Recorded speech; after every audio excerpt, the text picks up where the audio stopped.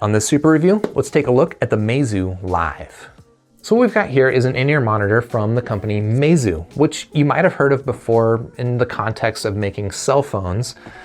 This here is a 4 balanced armature driver earphone that I'm reviewing because a lot of you guys in the comments asked me to. I thank you for the suggestion. These things were not cheap, however. These things cost around $150. But for that, you get 4 drivers per earphone, and those are Knowles balanced armature drivers. You also do get swappable tips on, or at least swappable filter tips on the earphones, and I think that's kind of cool. Another thing that's worth pointing out is that I think this is actually the heaviest in-ear monitor box I've ever held. Does that mean anything for the sound or the quality of this earphone? I don't know. Let's go ahead and open it up and find out.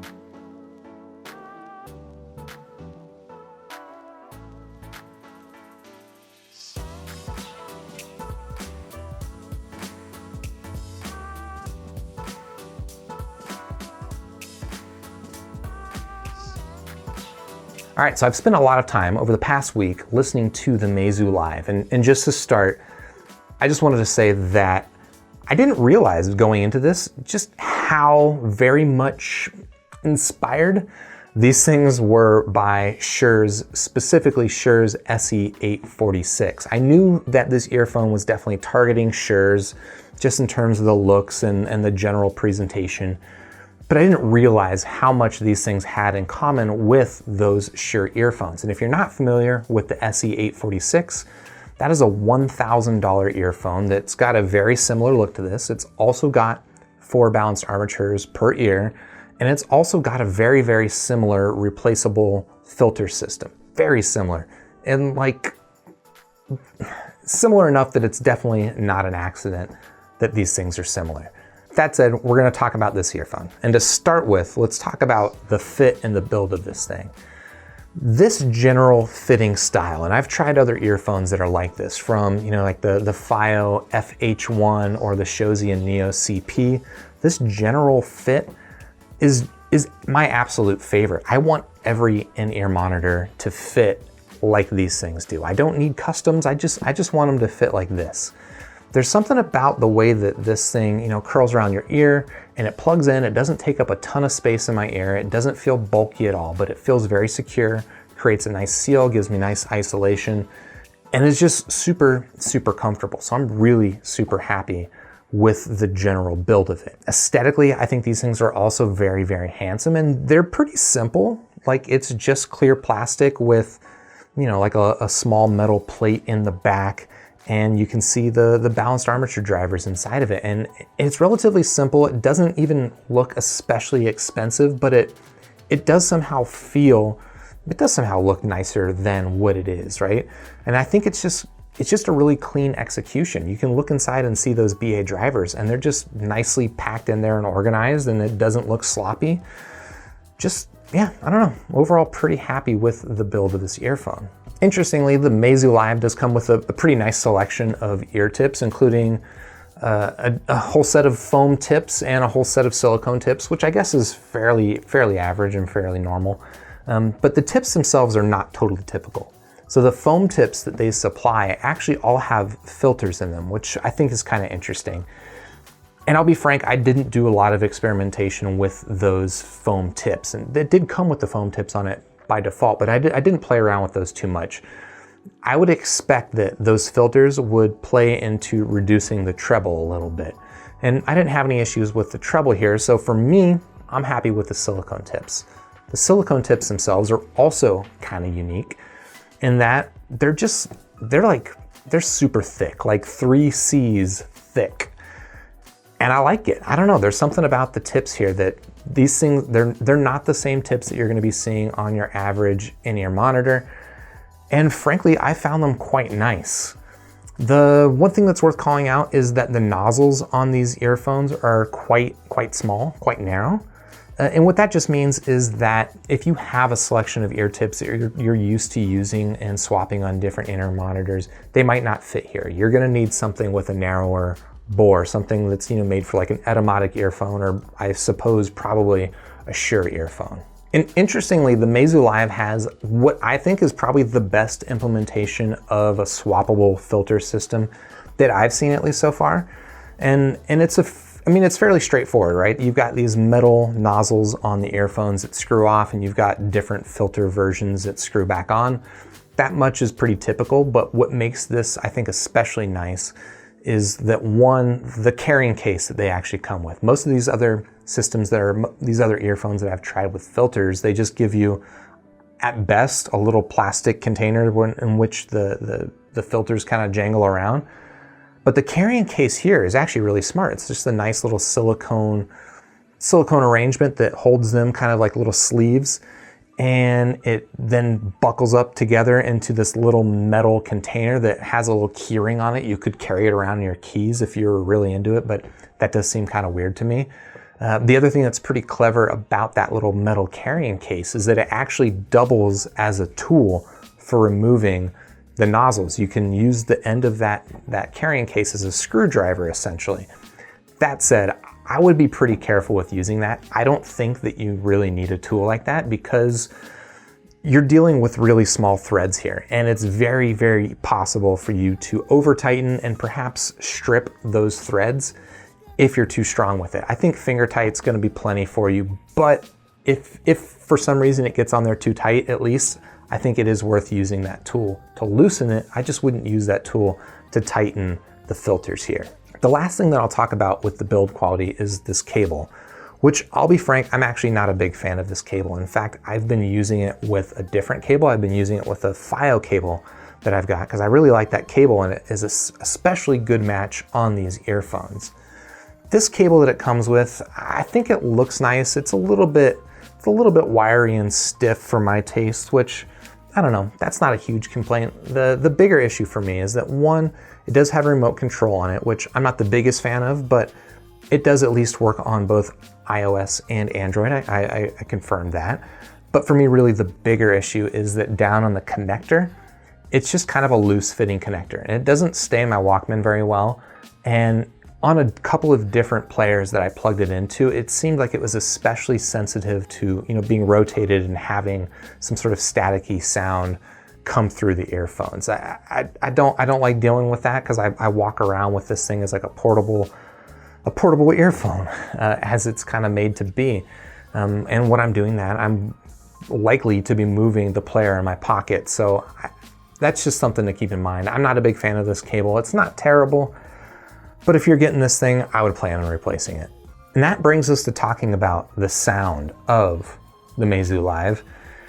And right off the bat, I gotta be honest, this is not my preferred tuning. My preferred tuning, I just kind of like a nice, clean, even mid-range with a little bit emphasis in the upper mid-range for some vocal presence. I like a little bit of treble, and I don't need a ton of bass. And what these things do is, well, they've got quite emphasized bass. They don't really have that emphasis in the upper mid-range that I like so much. And the treble it's a little bit rolled off, at least kind of in like the lower treble, if that makes sense. And frankly, look, I have not heard the Shure SC846, right? Which I think is what their target was here. So I don't actually know if these things sound like those Shures, and frankly, I don't know if I would even like the sound of those Shures, even though they're $1,000 earphones. I don't know. I'm not sure what the tuning is. All I know is that right off the bat, my initial impression was, it sounds cool, but it's not what I'm after. But then I kept listening to them.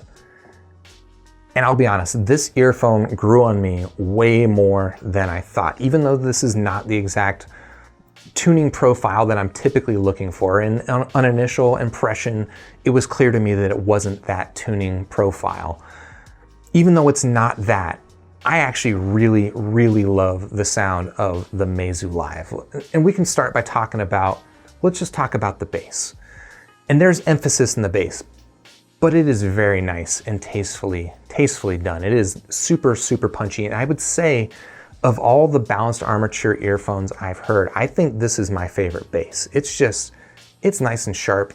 It feels full, but it doesn't ever feel boomy at all. It doesn't feel cloudy or muddy at all. In fact, I would say like the overall signature of this earphone, it is a warm sounding earphone, which again, not my favorite, but somehow it also achieves like a level of, like it almost sounds clinical in a sense, right? And for me, I don't know, I find it really just kind of oddly appealing.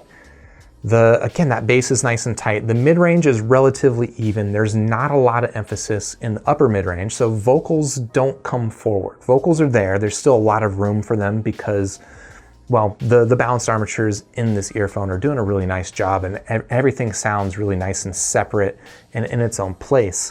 But you don't have that vocal presence that I typically like. And then the treble region is fairly relaxed, which means that there's no issues with sibilance here. And I think most people who are treble sensitive are gonna find this, pretty comfortable to listen to. But there is actually a decent amount of extension in like the upper treble regions. Like, I don't know, I'm just making up numbers, but like above 10 kHz, there is still some treble. And what that effect is that it just gives this, even though it's kind of a treble light earphone, it gives it a nice sense of air and a nice sense of space and a nice sense of the kind of micro detail that I like to get in my treble. So look, this is not the sound signature that I'm typically looking for. This is bassier than I'm typically looking for, and it's warmer than I'm typically looking for. But for some reason, I think it's just like how tight and cohesive everything sounds. I find this earphone really, really pleasing to listen to. And this is gonna be one that I go back to very often. So out of 5 stars, I gotta give the Meizu Live a very solid and enthusiastic 5 stars. Again, the sound signature here is not exactly what I was looking for, but I ended up loving it more than I thought I could love a sound signature like this. It's warm and bassy, but just clinical and still analytical in a way that I didn't think this sound signature could be. In fact, I think of all of the earphones that I've got that I would describe as bassy, this is easily my favorite. One of the reasons that I took the plunge on this earphone was I was just really attracted to the style and the fit and the build of it. And in reality, it's every bit as good as I had hoped. So overall, I'm just really super happy with the Meizu Live. And again, this is gonna be an earphone that I keep going back to. If you're interested in checking out the Meizu Live, of course I've got links in the description down below. While you're down there, you can hit the like button for the video if you liked it. You can subscribe to the channel, and then I'll see you on the next super review.